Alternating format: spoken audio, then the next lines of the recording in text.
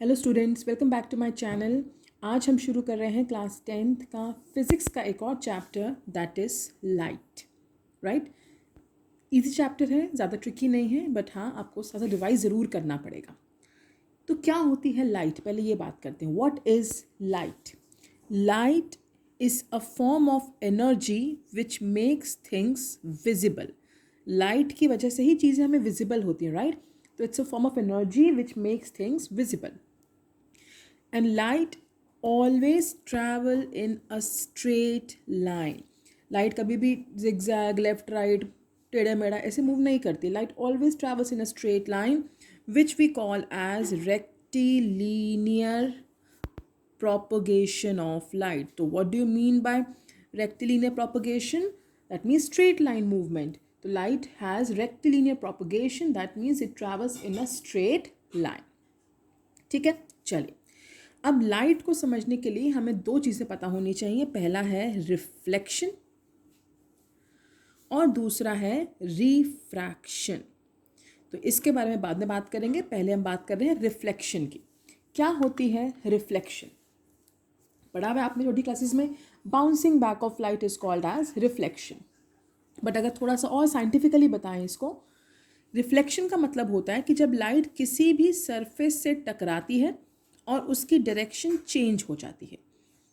Light यहाँ रही थी, टकराई और उसकी डायरेक्शन चेंज हो गई।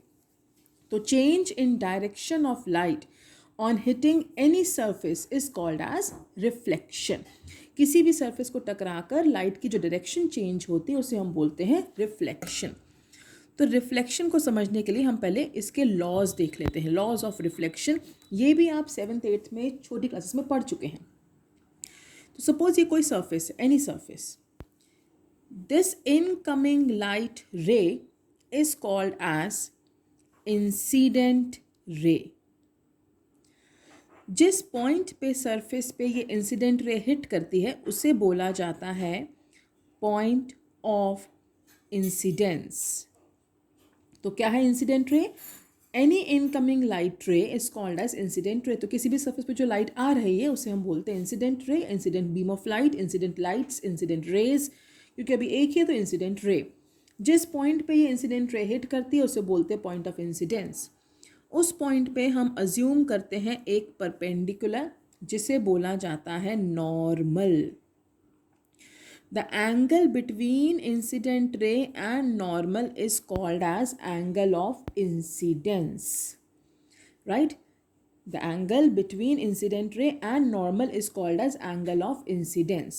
अब ये लाइट रे यहाँ से क्या होगी? रिफ्लेक्ट। यही पढ़ा हमने कि किसी भी सरफेस को टकरा के लाइट की डायरेक्शन चेंज होती, that is called as reflection. तो यहाँ टकराने के बाद ये लाइट रे हो गई रिफ्लेक्ट, यानी अब ये क्या बन गई है? Reflected ray. Right? And the angle between normal and reflected ray is called as angle of reflection. Angle between the normal and reflected ray is called as angle of reflection. तो क्या है लॉज ऑफ रिफ्लेक्शन? पहला law, that incident ray, normal and reflected ray, they lie in the same plane at the point of incidence. इस point पे ये तीनों इकट्ठे ही हैं। They are lying in the same surface. इनका ना मीडियम चेंज हो रहा है ना कुछ चेंज, जिस मीडियम से आ रहे हैं उसी मीडियम में जा रहे हैं। So incident ray, normal and reflected ray lie in the same plane. And second and very important law, that angle of incidence is always equal to angle of reflection. Clear all of you? Incident ray, normal and reflected ray lie in the same plane and angle of incidence is equal to angle of reflection. ठीक है, चलिए आगे समझते हैं। अब बात करते हैं टाइप्स ऑफ रिफ्लेक्शन की, कि रिफ्लेक्शन की क्या क्या टाइप्स होती हैं। There are 2 types of reflection. Number 1 regular reflection और दूसरी है इर्रेगुलर, या जिसको हम डिफ्यूज्ड रिफ्लेक्शन भी बोलते हैं। So the 2 types of reflection are regular reflection and irregular और डिफ्यूज्ड रिफ्लेक्शन। सबसे पहला मेजर डिफरेंस दोनों के बीच में, regular reflection takes place from a smooth and polish surface. Plane, smooth, एकदम पॉलिश सरफेस से होती है। but irregular reflection takes place from a rough surface. Right? तो पहला point of difference, the regular reflection takes place from a smooth and polished surface. Irregular reflection takes place from a rough surface or uneven surface.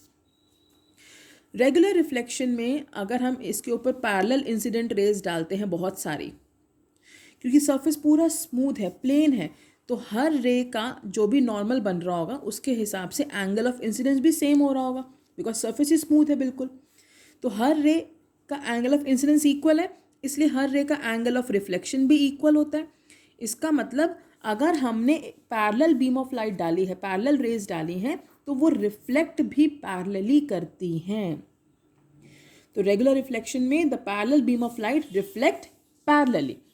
But irregular reflection में क्या है, अगर हम parallel beam of light डाल भी देंगे तो भी अगर आप देखो तो सरफेस इतना रफ है जिसकी वजह से हर किसी का जो एंगल ऑफ इंसिडेंस है वो अलग बन रहा होगा. राइट? तो हर रे रिफ्लेक्ट भी डिफरेंटली करेगी. They do not reflect parallelly. So incident तो हमने पैरेलल डाली है, बट वो रिफ्लेक्ट पैरेलली नहीं कर रही हैं. क्यों नहीं कर रही हैं? क्योंकि सरफेस इतना रफ और अनइवन है कि हर रे का अलग एंगल ऑफ इंसिडेंस बन रहा है. राइट? सो रेगुलर रिफ्लेक्शन में the parallel beam of light reflects parallelly, but irregular reflection में the parallel beam of light does not reflect parallelly due to uneven और रफ सरफेस. राइट?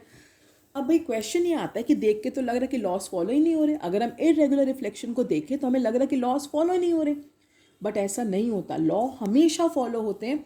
हर रे अपने individual loss follow कर रही है. हर रे का अपना इंसिडेंस, अपना रिफ्लेक्शन होगा. राइट? तो हर रे अपने इंडिविजुअल लॉस फॉलो कर रही होगी, बट क्योंकि सरफेस इतना अनइवन है तो हर रे अलग एंगल पे हिट कर रही है, तो इकट्ठे मिलके लगता है कि लॉ फॉलो नहीं हो रहा. But because each ray is following its own law, the laws of reflection fail नहीं हो रहे because of irregularity in the surface. Every ray is having a different angle of incidence and thus a different angle of reflection. Each ray is following its own laws of reflection. There is no failure of laws. Clear? चलिए अब आगे बढ़ते हैं कि भैया आप जैसे अपने को मिरर में देखते हो ना, आप खड़े हो मिरर के बाहर, मिरर के अंदर आपको अपनी एक इमेज दिखाई देती है. राइट? आप पिक्चर क्लिक करते हो, फ़ोन में आपको उसकी एक इमेज दिखाई देती है. तो इमेज एक्चुअली बनती कैसे हैं? इमेज दो तरह से बन सकती है. It can be a real image, it can be a virtual image. जब इमेजेस बनती हैं तो वो रियल इमेज भी हो सकती है और वर्चुअल इमेज भी हो सकती है. अब क्या है रियल इमेज? रियल इमेज में क्या होता है कि जब भी कोई लाइट रेज आ रही होती हैं वो रिफ्लेक्ट होती हैं और एक पॉइंट पे एक्चुअल में जाके मीट कर जाती हैं. जहाँ पे वो रेज मीट करती है ना, वहाँ इमेज बनती है. इमेज हमेशा बनती कहाँ पर है? जहाँ पर रिफ्लेक्टेड रेज मीट करेंगी. तो रियल इमेज में रेज रिफ्लेक्ट होने के बाद एक्चुअली जाकर एक पॉइंट पे मीट कर जाती हैं. तो real image is formed by actual meeting of the rays. But what happens in virtual image? Virtual image में रेज ऐसा लगता है रिफ्लेक्ट होने के बाद कि शायद पीछे कहीं मीट कर रही होंगी. ऐसा लगता है कि शायद यहाँ पे मीट करके निकल रही हैं. हमने ऐसे रेज डाली, रिफ्लेक्ट होकर यहाँ आ गई, तो ऐसा लग रहा है कि शायद पीछे कोई पॉइंट होगा जहाँ से ये रेज निकल के आ रही है. दैट मीन्स यहाँ एक्चुअल मीटिंग नहीं होती. ऐसा लगता है, ऐसा अपीयर करता है कि शायद पीछे कहीं ये रेज मीट कर रही होंगी. So it is formed by apparent meeting. That means it appears that the rays are meeting. So the image which is formed by actual meeting of the rays is real image. And the image which is formed by apparent meeting of the rays is virtual image. Second point. अब क्योंकि real image में मुझे पता है कि कहाँ पे rays meet कर रही हैं, मैं वहाँ पे स्क्रीन रख सकती हूँ और मुझे वो इमेज उस पॉइंट पे जाके स्क्रीन पे ऑब्टेन हो जाएगी. तो इसीलिए रियल इमेज को हम स्क्रीन पे ऑब्टेन कर सकते हैं because we know the actual point जहाँ पे रेज मीट कर रही है and we can keep a screen there. But in virtual image हमें ऐसा लग रहा है कि शायद पीछे से कहीं से निकल के आ रही है, हमें पता ही नहीं वो पॉइंट कहाँ है, तो हम स्क्रीन कहाँ पे रखें. तो इसलिए ये वाली इमेज स्क्रीन पे ऑब्टेन नहीं हो सकती है. Third and last point, real image हमेशा उल्टी बनती है, always inverted. But virtual image is always erect or straight और upright, हमेशा सीधी बनती है, right? So 3 points of differences between real and virtual image. Real image is formed by actual meeting of the rays. Virtual image is formed by apparent meeting of the rays. Real image can be obtained on a screen, but because we know the actual point, right? But virtual image cannot be obtained on the screen. Real image is always inverted. Virtual image is always erect or upright. Clear? तो ये था इस chapter का introduction. I'm keeping it till here only. In the next video, we'll move forward with the types of mirrors. Till then, you keep revising and send me doubts in the comment section. Take care. Bye-bye.